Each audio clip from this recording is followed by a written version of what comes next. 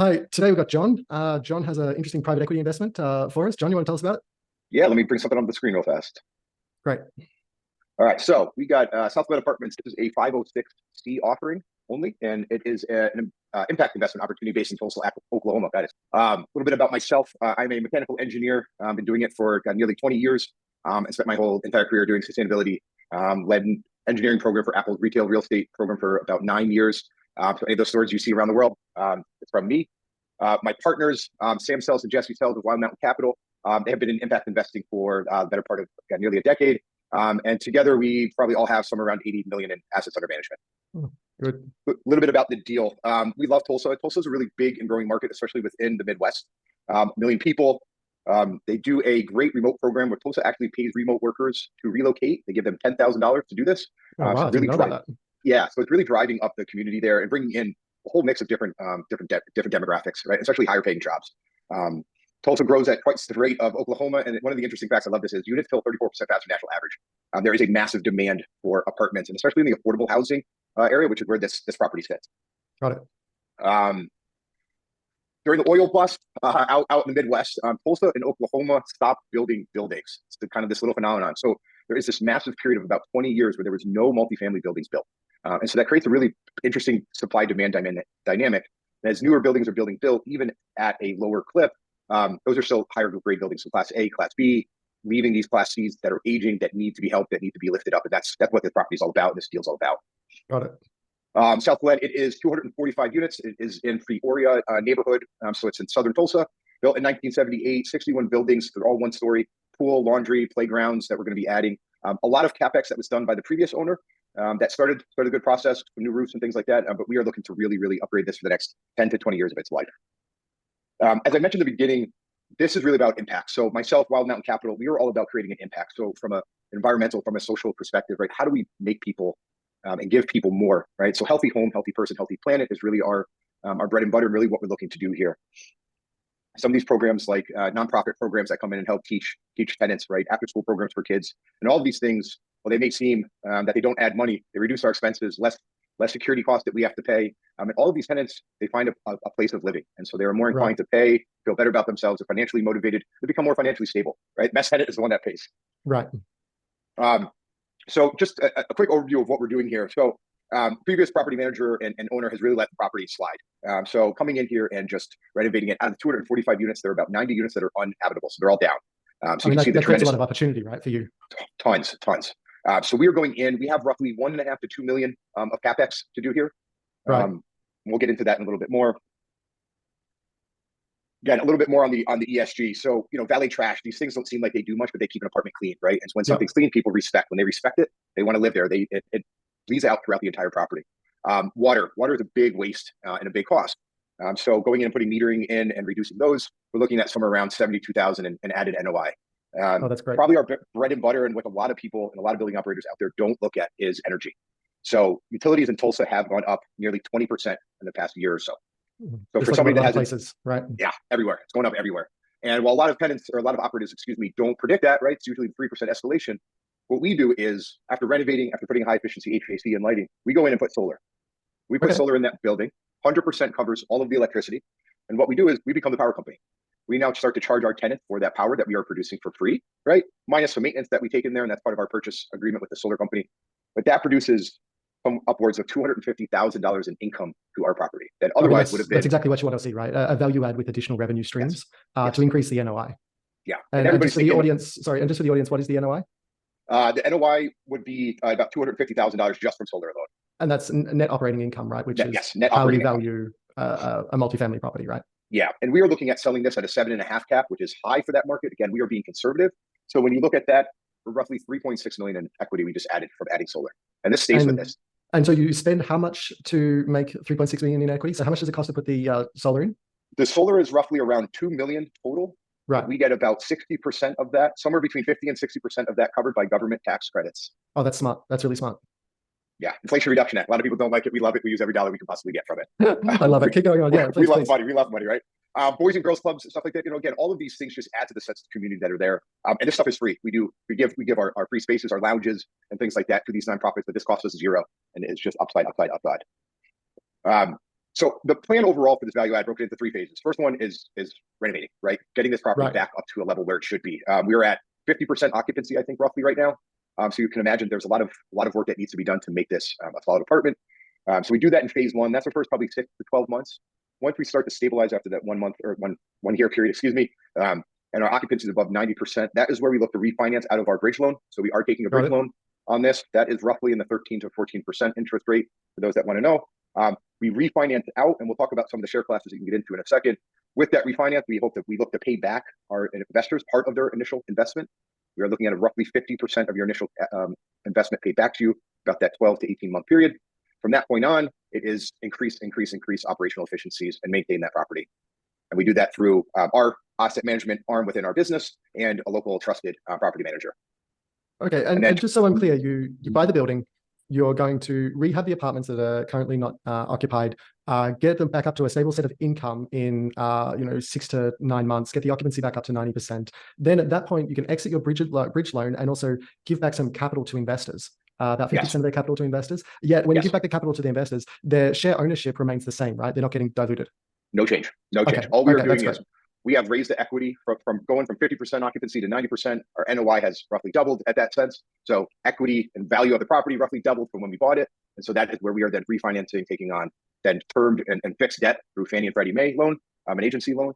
And so, yes, everybody stays in the exact same percentage that they started with. You just get your money back and you get to put your money in a new deal. Great. This is a quick overview of how we use this money.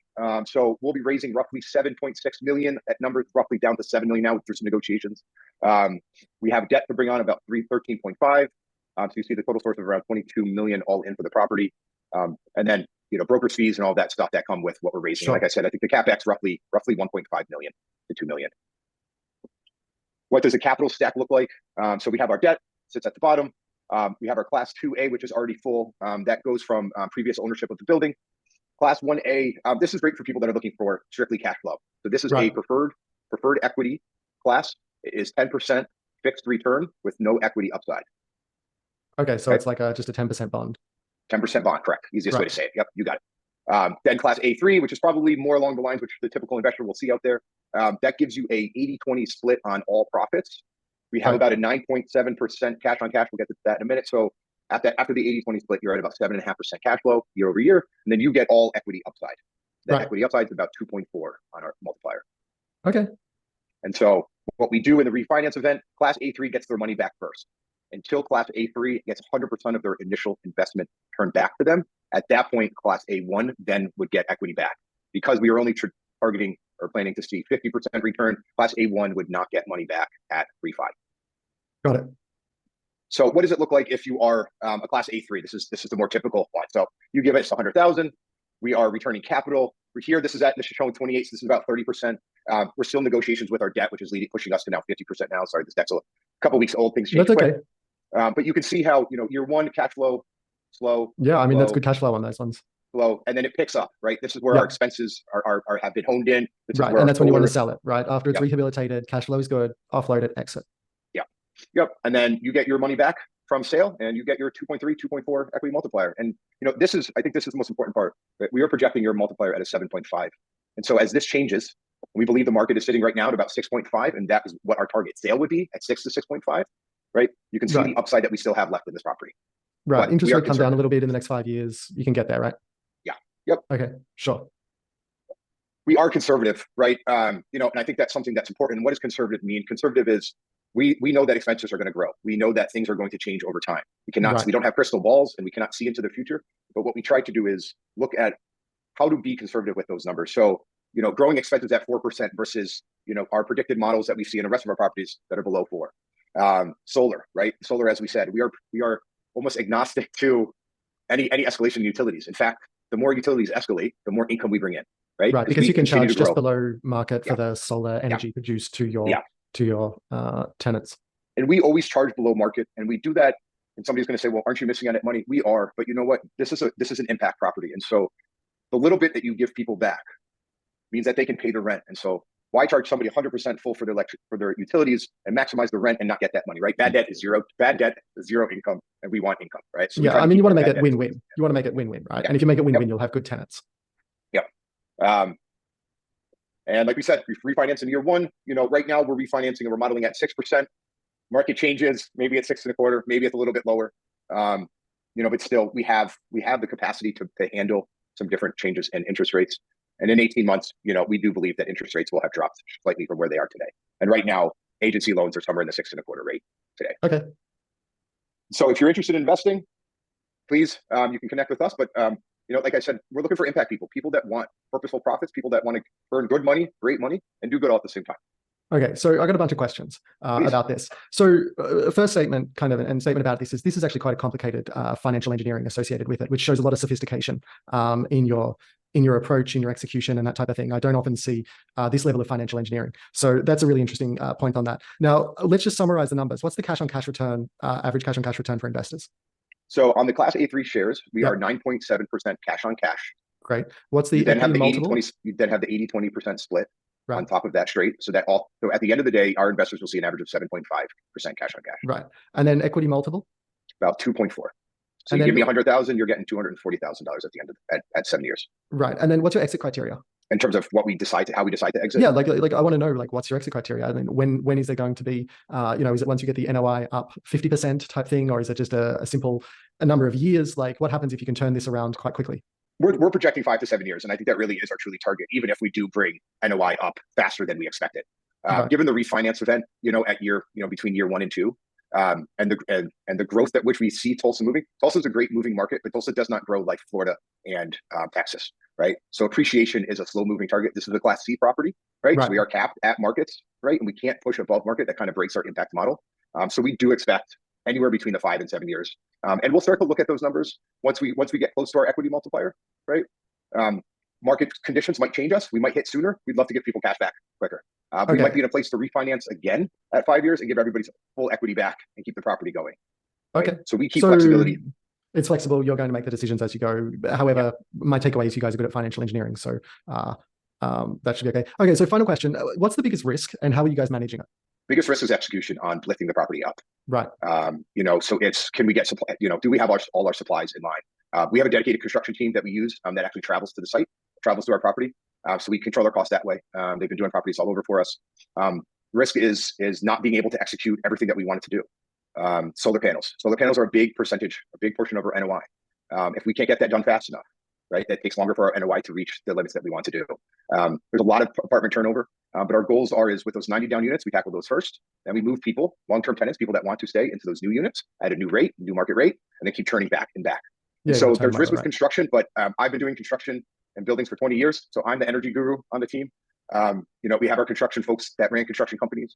So we mitigate risk by our team members and the expertise that we have. Right.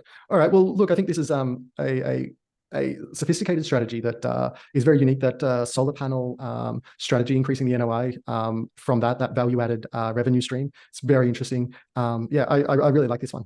Jon, look, thanks for your time today. I really appreciate you sharing it with everyone. Thanks, Adam. Appreciate it.